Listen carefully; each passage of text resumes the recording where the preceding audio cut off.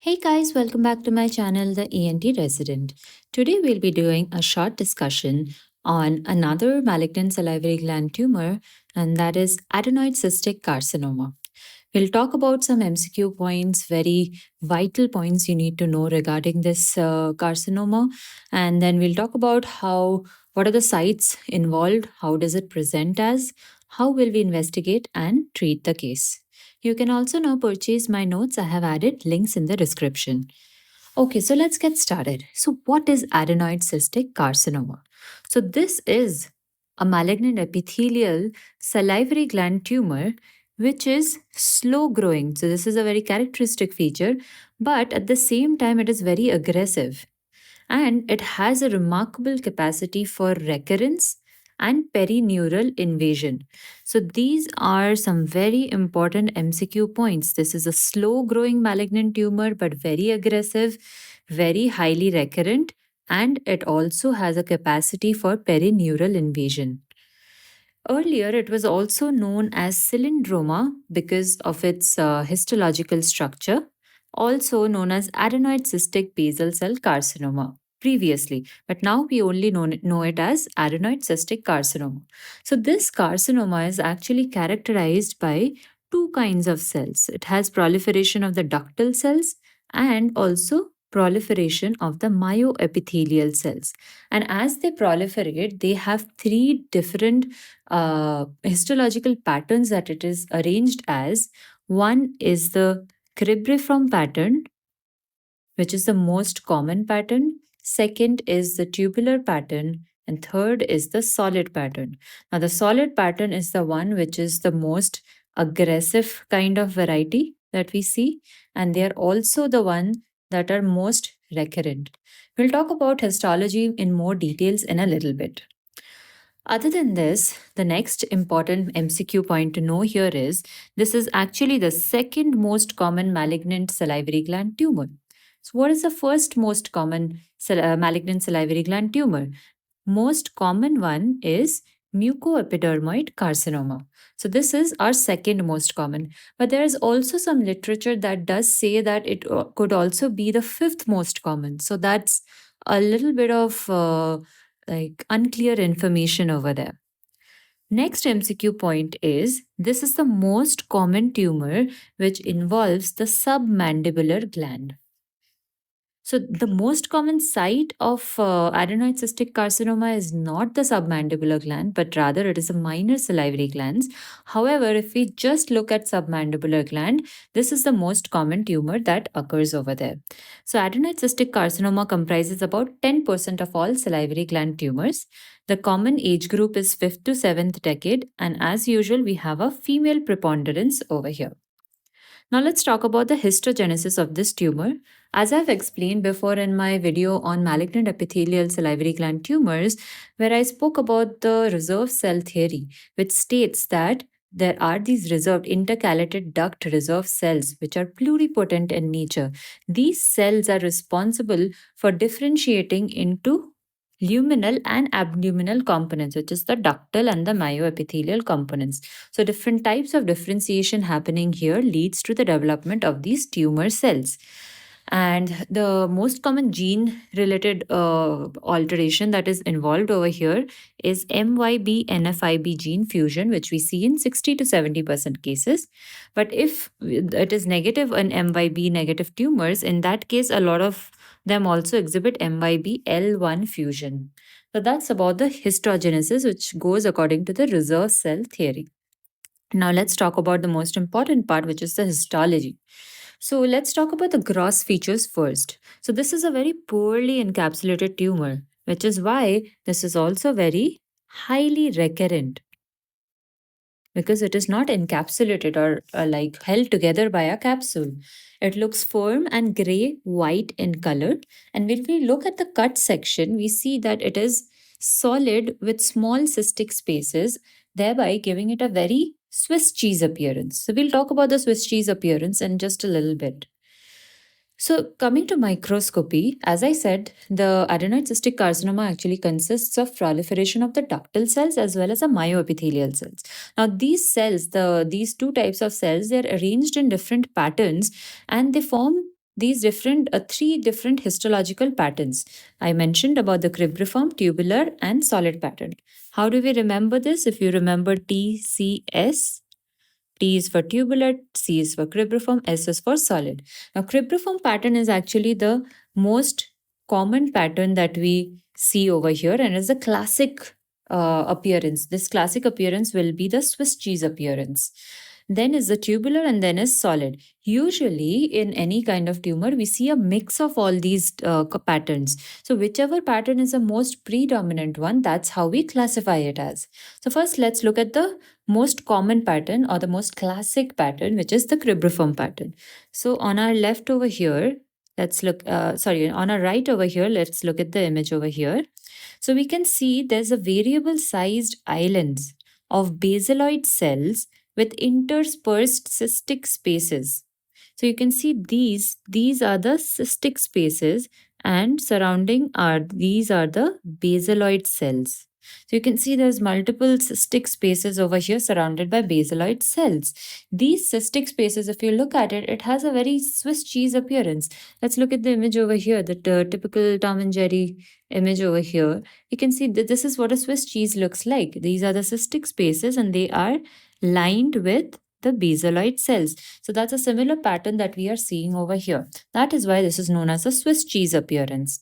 And these cystic spaces that we are seeing, they may contain either they contain basophilic myxoid substance or they have eosinophilic hyaline material. These two material will be contained inside of these cystic spaces. These represent glycosaminoglycans ultrastructurally. And the basaloid cells, the cells which are lining these cystic spaces over here, you can see these cells, these are the tumor cells. How do you describe them? They are these small cuboidal cells with very scanty cytoplasm and deeply basophilic nucleus, which means it is bluish in color. So that is how the basaloid cells look like. And in cribriform pattern, we do not see much of pleomorphism, but if it is present, is very mild, and we do not see any mitotic figures. So that's our most common pattern, which is the cribriform pattern. Second is the tubular pattern. Now, in the tubular pattern, we have these small or elongated tubules in a hyalinized stroma, and they are lined by a single layer of ductal epithelial cells, which itself is surrounded by a single or multiple layer of basaloid cells. So this image over here is actually a mixed cribriform and a tubular pattern. So these areas that we are seeing, these are all the ductal elements. You can see these are all the ducts and they are lined by the single layer of ductal epithelial cells. Third pattern is the solid pattern, which is the most aggressive pattern. They consist of solid sheets of basaloid cells. So if you look at the image over here, this is the solid pattern. So you can see these islands or sheets of cells that we are seeing. These are the solid patterns. They do not have any cystic spaces or any ducts over here. So these solid sheets of basaloid cells with no cysts or ducts or tubules.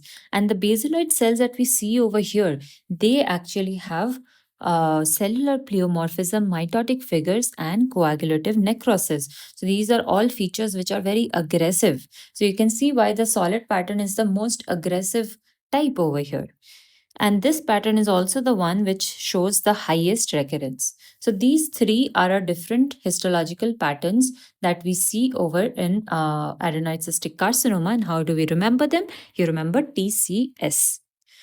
Now, how do we grade these tumors? So the grading occurs according to the histological patterns that we are seeing. So we have three grades, grade 1, 2, 3.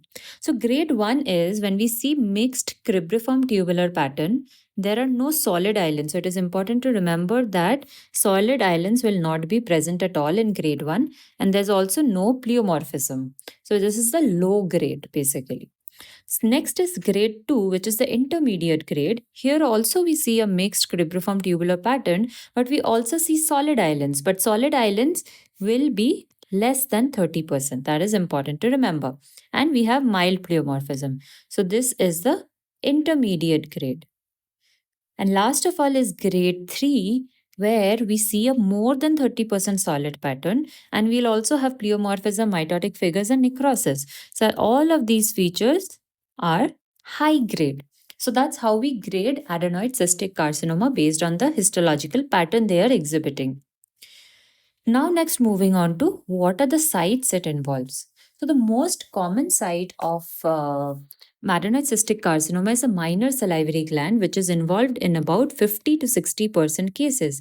Other than this, major salivary glands are also involved, and amongst major salivary glands, the most common one to be involved is the parotid, which is seen in 20 to 25% cases. And submandibular is involved in 10 to 15% and sublingual in 5%. However, you see that submandible is actually involved in a very low percentage, in 10 to 15% cases. But however, this ends up being the most common tumor which involves the submandibular gland. So that is an important MCQ question.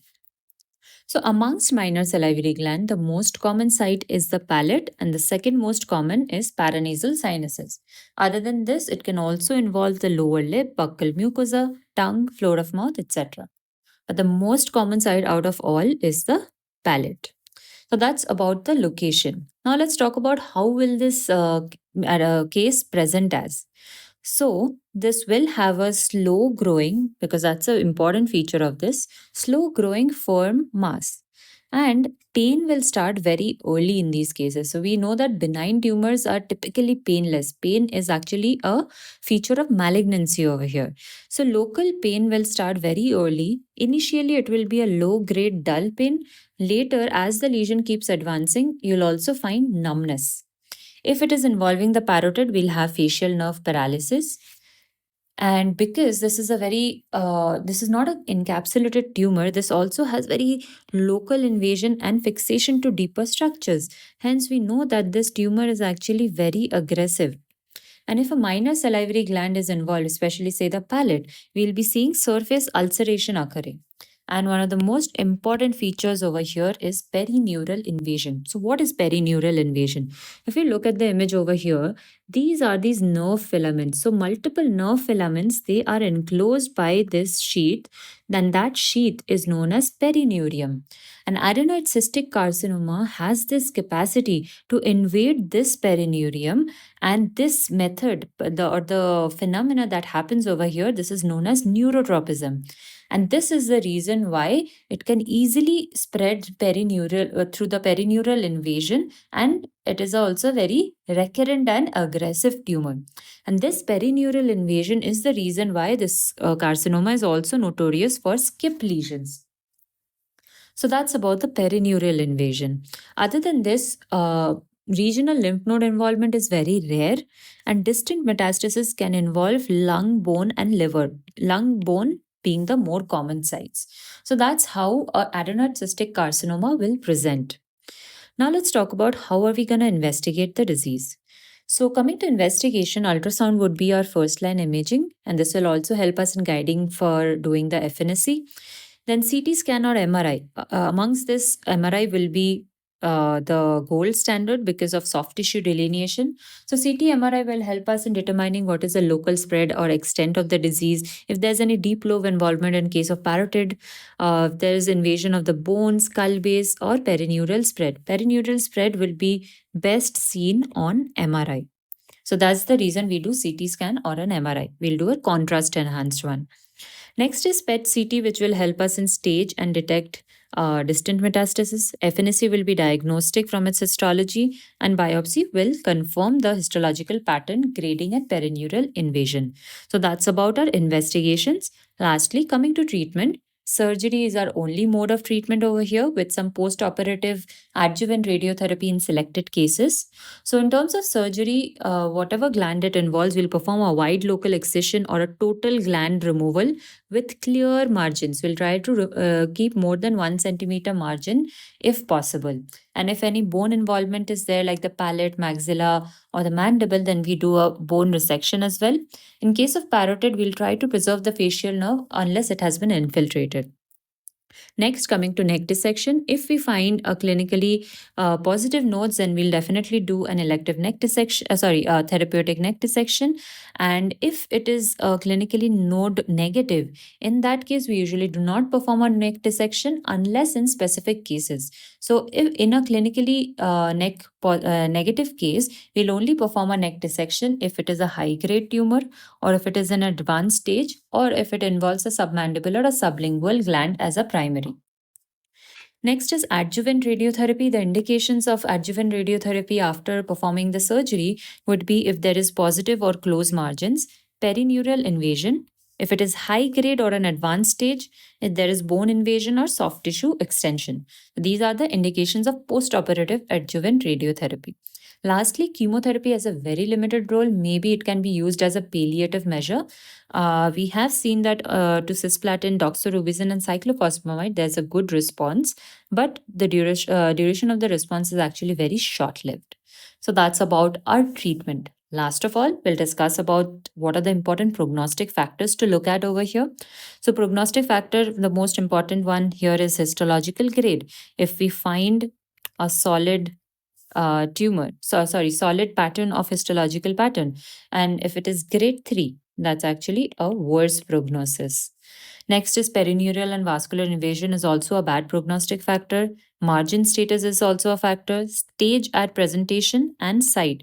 If according to site, minor salivary glands involvement actually has a better prognosis than submandibular or sublingual involvement. Lastly, coming to survival rate, 5-year survival rate of this tumor is 60 to 75%, and 10-year survival rate is about 30 to 50%.